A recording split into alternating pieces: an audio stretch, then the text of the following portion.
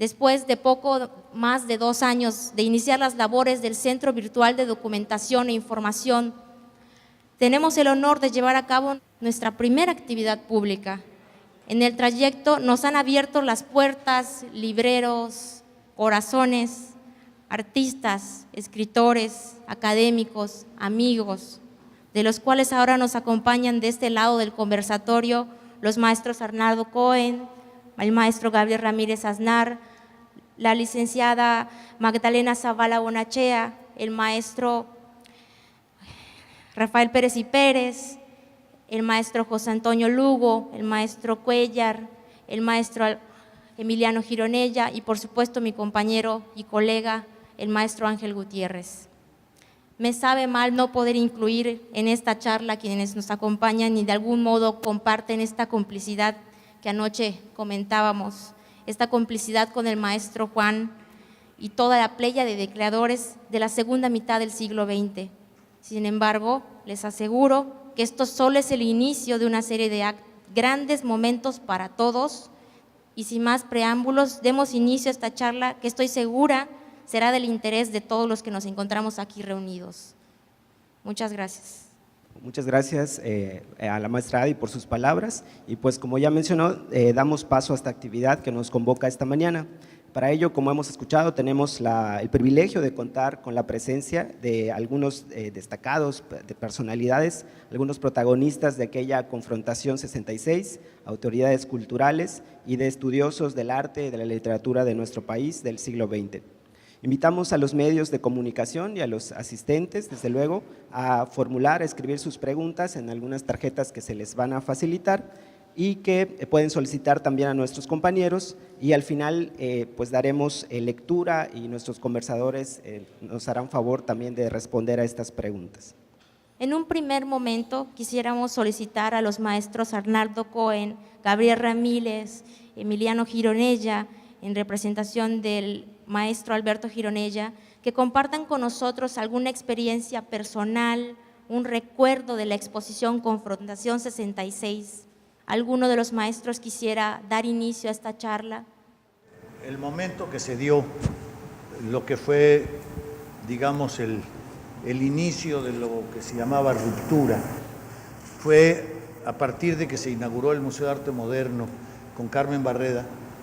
Se hizo una exposición en donde por primera vez, en el año 65, por primera vez se abría el museo o un espacio público a artistas jóvenes, no me refiero ahora, me refiero a ese momento, que nunca se abrían espacios a menos de que fueran galerías privadas o algo, galerías privadas. Entonces se abre ese concurso de eso, de una exposición que se hace como un concurso y en esa ganan 2 artistas. Uno es el que lleva el nombre de quien lleva el nombre de este museo, que era Fernando, y la otra Lilia Carrillo. Y desde luego se armó el San Quintín porque los jurados habían sido Juan y nadie recuerda a otros jurados más que a Juan, ¿no? No sabemos por qué. Bueno, tú sí sabes. Entonces, pues se le dio el premio a su hermano Fernando y se armó un San Quintín. Entonces, pues era el pleito por el cual se le llamó ruptura a nuestra generación 20 años después. Nunca se habló de ruptura en esa época. Probablemente se hablaba de la magia, ¿no? Entonces, Fernando Gamboa, que era un conciliador nato, ¿sí?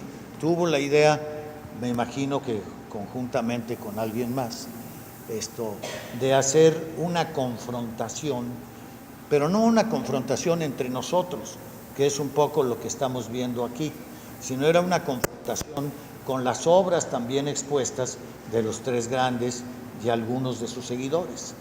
Entonces, por eso se llamaba confrontación, era confrontación de las jóvenes artistas, pero curiosamente, y ahí reafirmo mi concepto de que no existe la ruptura, sino que existe la transición, ¿sí?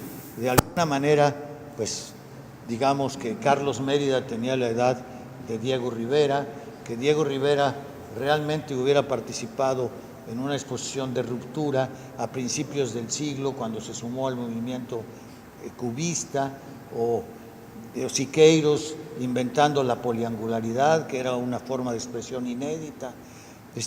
También surgían muchos otros artistas que estaban fuera de la escuela mexicana, como Agustín Lazo, como Covarrubias, como Lozano. Es decir, había muchos artistas que no estaban siguiendo el nacionalismo o la escuela mexicana de pintura, y que de alguna manera fue una transición. Y no se diga el mismo Rufino Tamayo, que se sumó mucho a nosotros cuando surgió el Salón Independiente, y desde un principio hubo una participación muy importante. Entonces, la exposición fue para confrontar el arte de los jóvenes con el arte de los tres grandes, y de alguna manera él buscaba pues que a lo mejor eran formas diferentes de expresión, pero que no tenía por qué deslegitimarse una para legitimar la otra. Entonces, pues esa es un poco mi visión de lo que para mí fue por qué se hizo esa exposición. Más o menos lo que dijo Arnaldo, sí, en líneas generales, pero la exposición en la que premiaron a Lilia y a Fernando la organizó la OEA y la compañía ESO. De allí hubo ya un problema de tipo político, acusando de imperialistas, de pro-yanquis a la exposición en sí y al resultado, ¿no? Porque efectivamente cuando Juan era uno de los jurados, el jurado más notorio, se le echaron encima. Y él, me acuerdo que dijo, es como si en una exposición que participa Vincent Van Gogh, su hermano Theo, es jurado y le da el premio a su hermano Vincent. ¿Quién se iba a molestar por eso? Dijo Juan. Y tenía razón. Bueno, y ahora lo de confrontación, no creo que era confrontarse con los grandes, ¿no? Era una concurso, era una exposición donde hubo rechazados. Sí, había salones rechazados. En Bellas Artes, los rechazados fueron enviados hasta el último piso de Bellas Artes, y por la molestia de haber sido rechazados, empezaron a arrojar sus obras hacia la gente que estaba abajo, que era un tumulto, ¿no? Y muchos heridos, porque caían las obras. ¿Ah? Maltrataron el mar. De algunas cabezas también, sí. Eso es un recuerdo que tuve de confrontación, y lo de tu papá también, que eso no lo voy a decir ahorita, pero no, yo estaba en esa exposición con Arnaldo y su papá, don Arrigo, íbamos paseando por los salones y dice tu papá, ¿y esta cosa horrorosa de quién es? Y Arnaldo dice, es de él, me señala a mí. Hijo, bueno, ya lo dije, es lo tuyo todo. Y más o menos, lo que pasa es que todo esto de la ruptura ya se venía dando desde mediados de los 50. Hay un encabezado de una exposición de Tamayo en las galerías de Excelsior que define un poco la época. Decía, hoy expone Tamayo, dichosos los ciegos. Eso era el encabezado de la nota, y eso indica un poco el espíritu de la época, el ánimo que había en contra de la pintura joven, nueva, ¿no?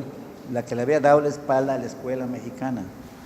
Pero en la escuela mexicana habían pintores muy buenos, estaba Goitia, Locorat, creo que muy pocos más, 3, 4. Pero y no era en contra de los muralistas, porque eso era un absurdo, ¿no? Y tampoco, yo siempre conocí al grupo eso de la ruptura como los pintores de la Juan Martín, así los conocían. Porque la mayoría de los que aparecen en ese libro, que ya es icónico, el de los 9 pintores mexicanos, son de la galería de Juan Martín.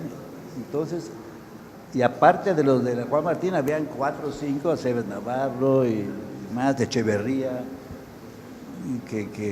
pero eran muy pocos, ¿no? Pero sí fueron Vladi, Gironella mucho antes que todos, ¿no? Toño Sousa también estaba. Toño Sousa, Había varios artistas de Toño Sousa. estaba Toledo con él, ¿no? Pero bueno, también tenemos acá la presencia del maestro Emiliano Gironella, si nos pudiera compartir del papel de su señor padre en Confrontación 66. Los que están aquí presentes son los que estuvieron. A mí me toca jugar el papel del hijo. Lo que yo conozco son anécdotas, entonces… Son no. bienvenidas las anécdotas, incluso el trabajo que hacen, por ejemplo, en el Centro de Arte, El Aire, y toda la documentación que tienen. Lo que sí puedo hablar es de mi padre, que pocas gentes saben, es yucateco. Es de padre catalán y madre yucateca. Que eso Dama yucateca. Dama yucateca, que causó un gran problema dentro de su familia cuando se decidió casar con una yucateca, mi abuelo, porque eran de la comunidad española, entonces pues no estaba bien visto. Entonces, pues, eso sí me toca hablar como familia, como su hijo, me ha tocado ser promotor del trabajo y de lo que puedo hablar aquí. Gracias por invitarme, primero un gran agradecimiento, y yo lo que sí puedo decir es que Mérida está pasando por un gran momento de renacimiento. Ayer fui a ver las galerías que están pasando, el Macay, lo que están haciendo con la familia. Me da un gran orgullo, ¿no? Yo soy heredero de una tradición, mi abuelo es arquitecto, mi madre es pintora, mi padre es pintor, a mí pues ya no me tocó de otra, porque no se me da otra cosa además. Y aquí estos diálogos que hacen con el pasado es importantísimo, es lo que se tiene que hacer, y lo que están haciendo aquí en el Macay, encabezando y dialogando sobre la ruptura, y diciendo cómo de voz propia, aparte del maestro Cohen aquí, que ellos vivieron, porque todos nos hacemos telarañas del pasado, y son estos espacios que ustedes han abierto son importantísimos. A mí, para ver a mi familia, que obviamente cualquier familia de artistas es totalmente disfuncional, lo único que sabían eran para pintar, no eran buenos papás, pero saber que se hagan estos diálogos, estas pláticas, yo considero importantísimo. Aquí los maestros que estuvieron, yo no tengo mucho que decir. Él sí estuvo. Bueno, gracias. Primero que nada, gracias por la invitación. Estoy en casa una vez más. Hace 5 años expuse aquí 150 retratos de los contemporáneos de ustedes. Viendo la lista de confrontación, yo tenía 16 años, pero comencé un poquito más tarde, a los 2 años más, y de la lista esta que aparece aquí, logré fotografiar a 21 artistas plásticos. Entonces, para mí ha sido doble agradecimiento. Por un lado, Juan García Ponce es el responsable de que mi trabajo fotográfico se haya desarrollado como tal. El libro de 9 pintores, La generación de ruptura, para mí fue un parteaguas, porque primero que nada están los pintores, luego los retratos fotográficos de Héctor García, el diseño del libro de Vicente Rojo, las huellas en la portada. Entonces yo dije claramente, quiero conocer a estos pintores y fotografiarlos y coleccionarlos. Actualmente los colecciono. Fotografié a 8 de los 9 pintores. Lilia Carrillo ya no tuve oportunidad porque ya había fallecido. Entonces vamos a tener la oportunidad de dialogar y demás. Gracias una vez más. Al contrario, maestro, gracias. Sí, gracias. Muchas gracias a todos, maestros, por sus aportaciones, y a continuación le pediríamos a la licenciada Magdalena Zavala que sea tan amable de compartir con nosotros alguna reflexión precisamente en torno a la importancia que Confrontación tuvo o tiene en el panorama de la historia del arte en nuestro país. Claro. Bueno, muchísimas gracias a la Fundación por esta invitación. Como siempre es un placer, Carlos, muchas gracias.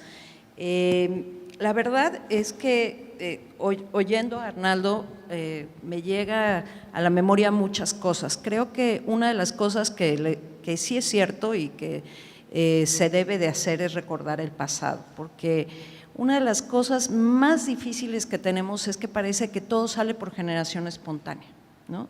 Que no hay un trabajo, un esfuerzo cotidiano en los creadores mexicanos por recordar estas genealogías que nos da la posibilidad de revisar estos periodos históricos. Ahorita, por ejemplo, en el Carrillo se está montando la exposición de los teules. Yo me imagino a una generación como la de ustedes, en la que fueron a ver a los teules, seguramente cuando la expuso Orozco, dijeron, hay que verla, y parece que hay como un salto cualitativo gigantesco en esa generación y que tiene que ver también con las condiciones de este país. Del país, los años 50 en México fueron años muy rudos en términos administrativos, económicos. El país políticamente se estaba transformando en una nueva era. Eso de que entrábamos a la modernidad y que empezaba el sueño moderno mexicano era una realidad, ustedes lo vivieron, ¿no? Y eso creo que por ahí debemos de empezar, ¿no? ¿Qué pasaba en ese país en los años 50? ¿Por qué Rufino Tamayo tiene que salir del país, tiene que empezar en Francia, tiene que empezar a ser reconocido en Francia antes de tener un espacio? ¿Qué pasaba con las estructuras culturales en ese momento que no permitían el surgimiento de estas nuevas generaciones? Carmen generó y tuvo una gran controversia. Ustedes lo deben de saber, el Museo Nacional de Arte Moderno iba a estar dentro del propio Palacio de Bellas Artes. El museo tenía que estar dentro porque no se imaginaban que tuviera que estar fuera. Es realmente por una decisión política de López Mateos en donde deciden hacer y conformar los museos nacionales de este país y en una semana inauguramos la gran infraestructura cultural, ¿no? En un día inauguramos el Museo Nacional de Antropología, al día siguiente el Museo de Arte Moderno, que de pronto cuando aparecieron las letras le quitaron lo nacional porque iba a ser Museo Nacional. Después que construyeron el Museo Nacional del Virreinato, que también es algo importante porque en ese periodo solo la parte arqueológica tenía un valor per se, era el valor de la identidad y alguien muy sabio dijo, bueno, pues pensemos que México no puede ser disfuncional, ¿no? Padres buenos, madres malas, o padres malos y madres buenas, porque aquí podríamos llegar a una discusión infinita, pero que tenía que haber un lugar también para reconocer un periodo de 3 siglos de nuestra historia. Se dice fácil, pero no era fácil. En ese momento ustedes surgen como una generación que les rompe la estructura, como hoy están la misma discusión en el MUAC, es la misma discusión. En el fondo, nosotros tenemos como un eterno retorno a discusiones muy similares. La Bienal de Fotografía tuvo el mismo escándalo que el ESO, ¿no? El premio Arca lo dio una persona que resultó que su hermano fue premiado con ese premio. Bueno, estamos en la misma discusión y seguimos teniendo los mismos problemas. Eso es una realidad. ¿Cómo era México de esa época? Porque ustedes eran la voz de esa época. ¿Cómo era el México en la Ciudad de México? ¿Por qué surge una galería como la Juan Martín? ¿Por qué surge Ponce? El gran problema también era que los jóvenes no tenían dónde exponer, sino que los espacios eran realmente los espacios del gobierno y el gobierno solo reconocía a un tipo de arte. Entonces la primera galería que se inicia, ¿no?, que es la Pfizer, ¿no?, que son 3 artistas en un sótano. Claro, Echeverría, ¿no? Vladi vivía ahí en la parte de abajo de la casa de Vladi. El siguiente espacio, que ya un poco más abierto, la Proteo. Luego viene Sousa. Había también una galería de Jacobo Glantz. Claro que sí. Antes de la que hizo en el Carmelo. Sí. Y fue también de arte abstracto. Claro. Trajo artistas norteamericanos bastante notorios del expresionismo sí. abstracto. ¿Sí? y la Misraki empieza, pero Misraki era una mezcla entre librería, exponía pintura y tal y cual. Entonces, no había, después, ¿no? Pero no había realmente un espacio donde los jóvenes se pudieran exhibir, se pudieran poner.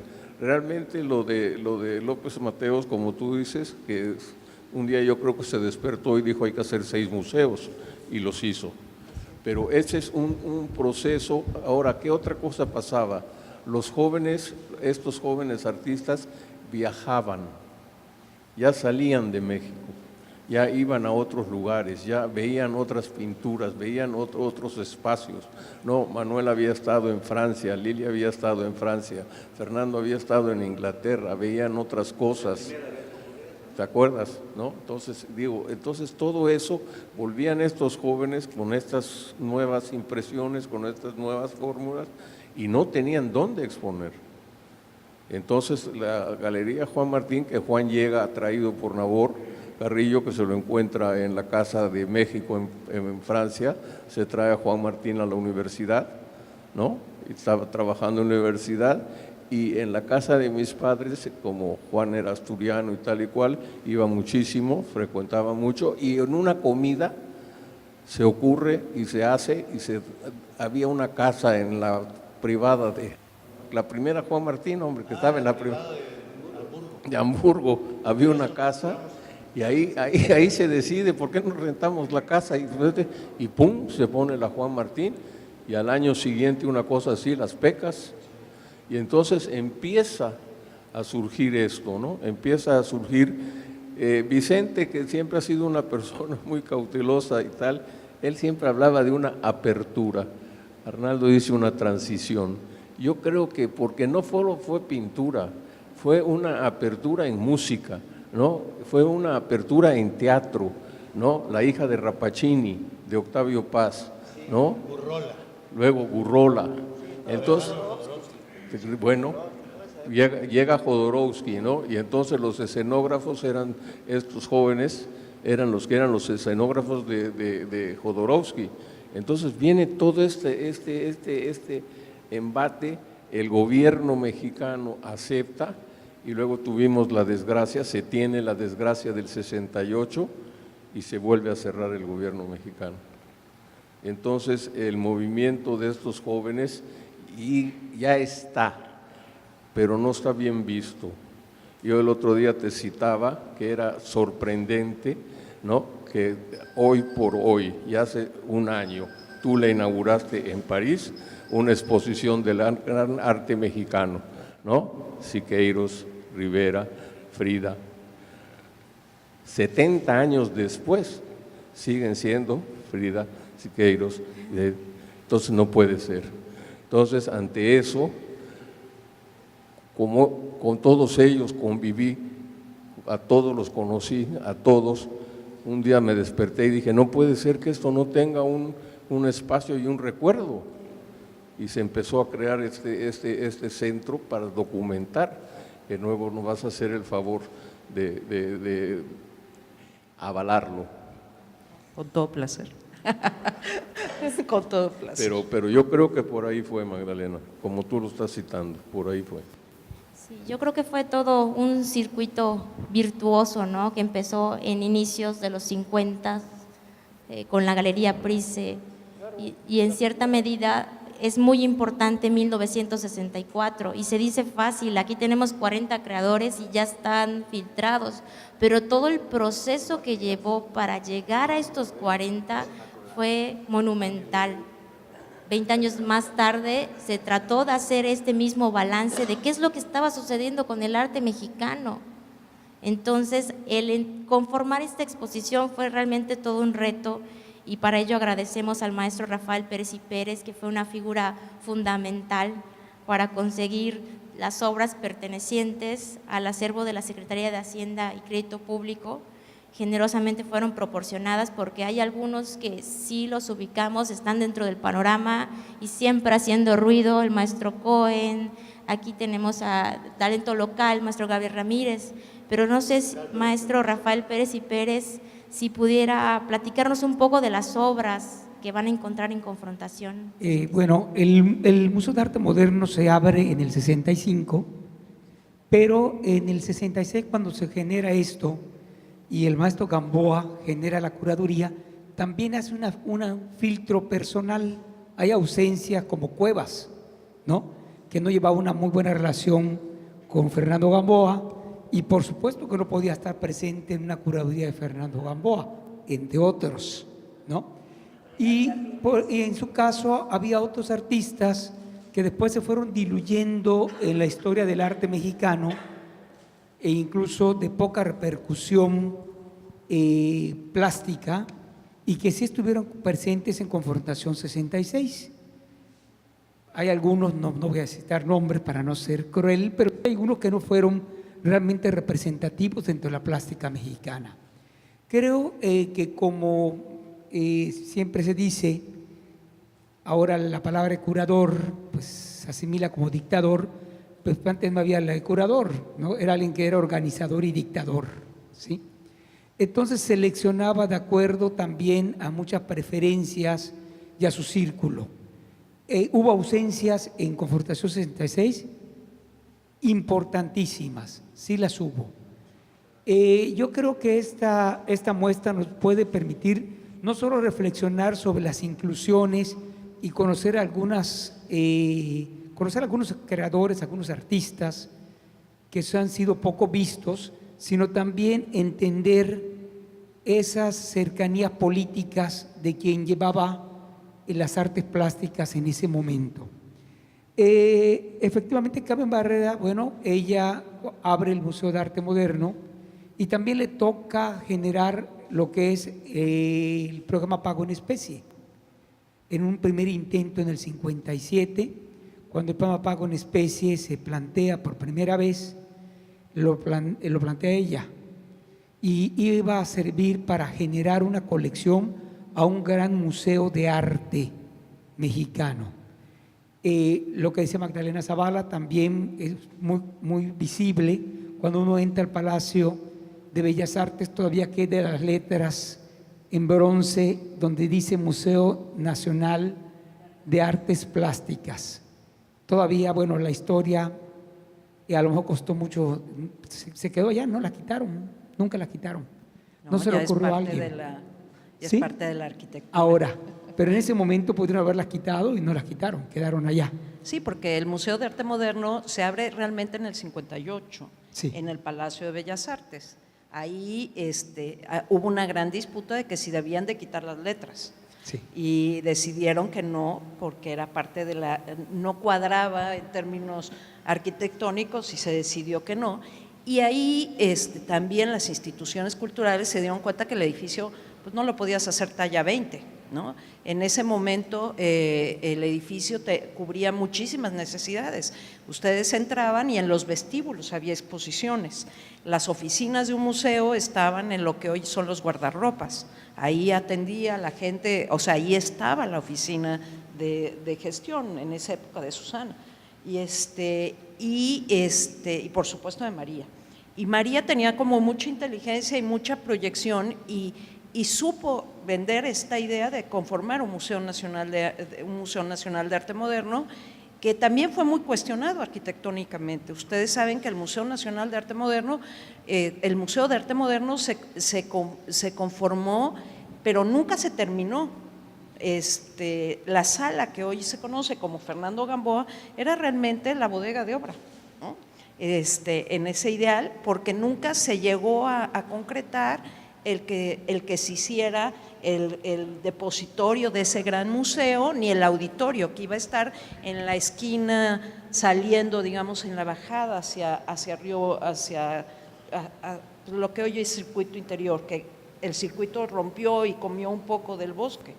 Entonces, el museo también nace trunco. O sea, el museo nace trunco y nace con la idea de tener una sala alternativa siempre. Carmen lo defendió desde un inicio, y de hecho se inaugura con una exposición que va de la época virreinal a nuestra época, y con una gran exposición de Tamayo, y de pronto metió ahí a algunos jovencillos para empezar también a a despertar a las instituciones y a romper cánones, ¿no? Cánones muy importantes. Cuando hace el programa de pago en especie fue muy innovador, ¿no? Bueno, sigue siendo muy innovador en Iberoamérica, ¿no? Sí. Es el único similar en todo el mundo, de hecho. Sí, efectivamente. Y por otro lado también, cuando se abre el Museo de Arte Moderno, se abren los museos fronterizos, que se lo encargan al mismo arquitecto, incluso con la misma fórmula, esta circular y la cúpula de fibra de vidrio, ¿sí?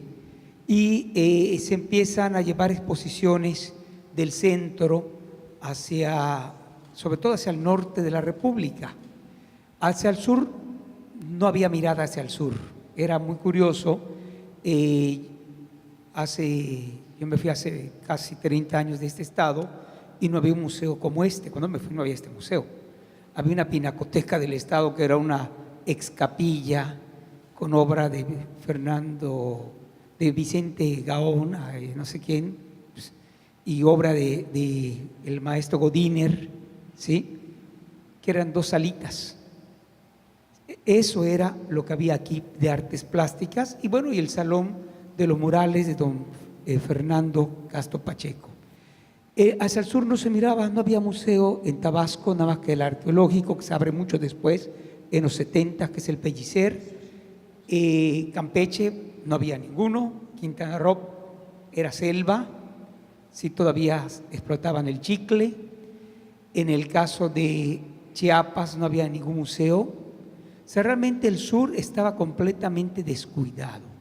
Es hacia el norte donde se abren algunos museos fronterizos y se empieza a mirar cómo llevar el arte mexicano hacia la frontera, donde habría una gran influencia, digamos, transterritorial. ¿Sí? Nunca se pensó en el sur, como no se sigue pensando en el sur hoy por hoy. Cuando nosotros revisamos el número de exposiciones que se llevan a otros continentes como europeos de arte mexicano, efectivamente Frida, siempre se llevan a Europa o Estados Unidos, ¿sí? Hacia Centroamérica. Centroamérica no existe para los mexicanos. Eso es terrible, terrible. Y bueno, en esos años 60, por suerte y también por desgracia, sucede el movimiento del 68 que permite poner en la presencia a los jóvenes, cómo atender a la juventud, no solo a los artistas plásticos, porque bueno, también eran espectadores, y había también un gran cúmulo de jóvenes cultos y estaban egresando de las universidades una gran cantidad de profesionistas en el ramo de las humanidades que estaban informados de literatura, de teatro, de artes plásticas, de música. Y es hasta los años 70 donde empiezan a pensar cómo atender a esta juventud con la necesidad cultural. Ya no le toca a Carmen Barreda generar el programa Pago en Especie. Algunos de los artistas de Confrontaciones fueron también fundadores del programa Pago en Especie. Otros tuvo la fortuna la Secretaría de Hacienda de lograr obtener obra de ellos, ¿sí? Que no la tienen algunos museos, y creo otro, como el Museo de Arte Moderno. Hay piezas que no tienen Museo de Arte Moderno de algunos artistas tan importantes y que las tiene la Secretaría de Hacienda debido a ese programa que se convierte en puntero.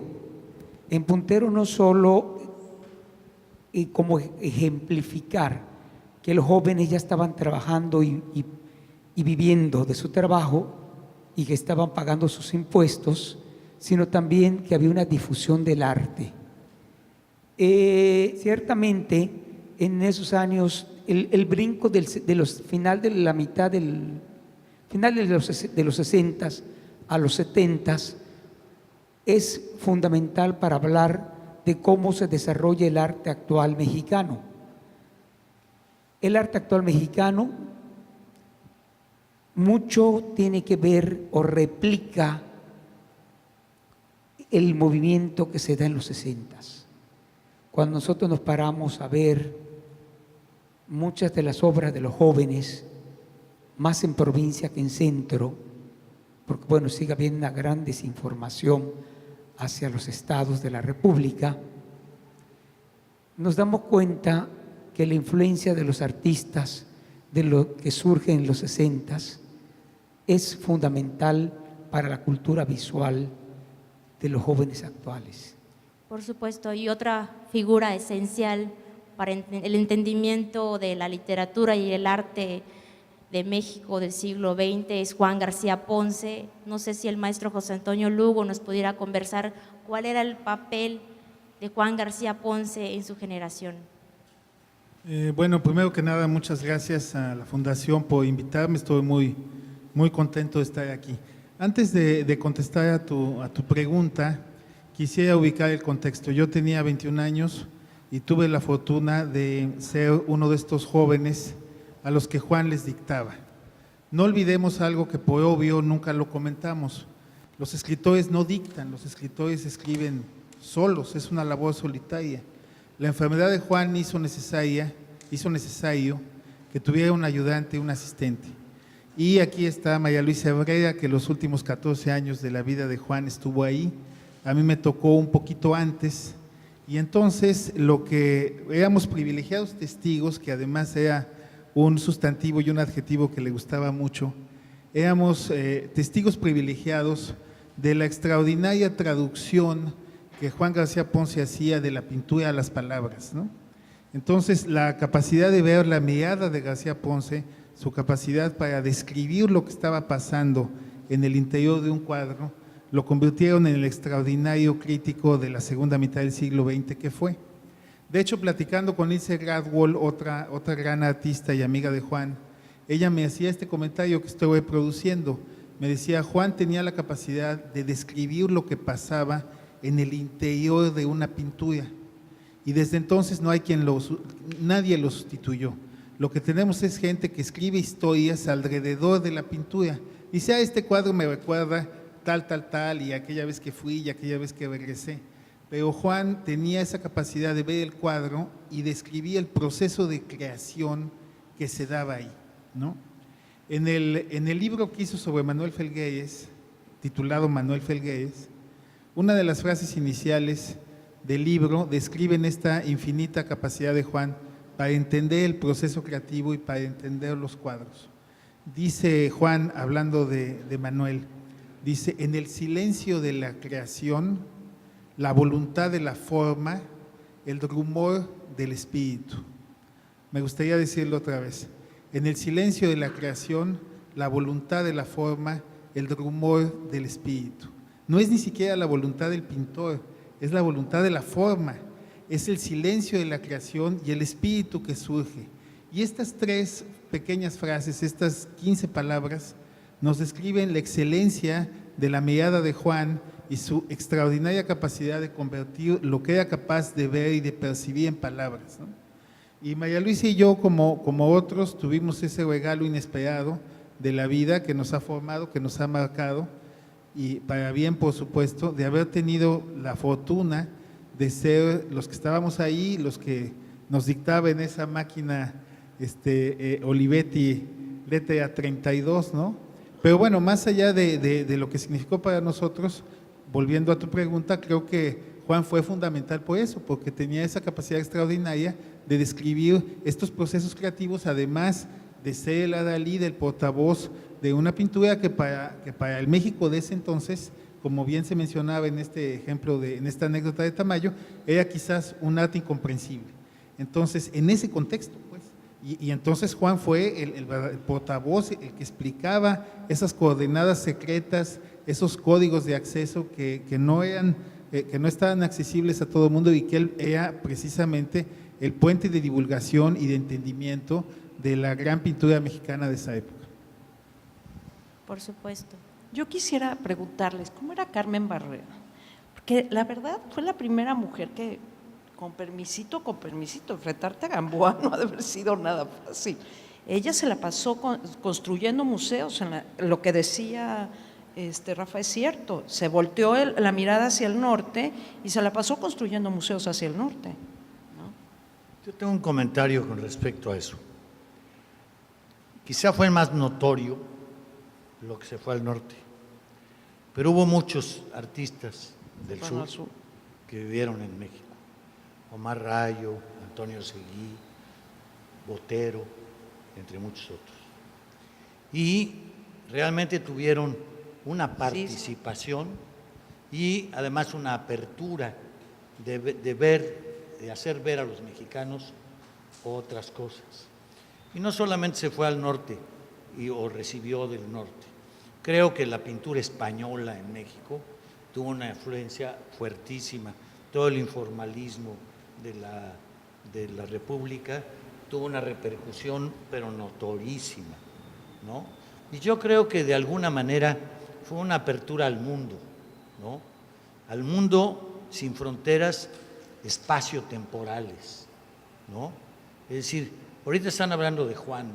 Juan podía hablar de Balthus, o podía hablar de Klee, o podía hablar de algún artista contemporáneo a él, y realmente se iba a leer la obra en lo más íntimo de su ser y, como tú dices, dictado por algo superior, ¿no? Y hacía ver eso, que era lo invisible.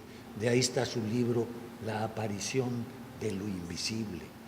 Y eso es fantástico, ¿no? Y yo creo que realmente la apertura fue precisamente, como dijo alguien, no me acuerdo si fue Gabriel o alguien, tú dijiste que los artistas mexicanos empezamos a salir, pero no solo salimos físicamente, salimos con un ímpetu de expresarnos con libertad, que creo que es la clave esencial de lo que se puede hablar de una generación actualmente llamada ruptura o de transición, o el tratar de encontrar cuál fue la coyuntura.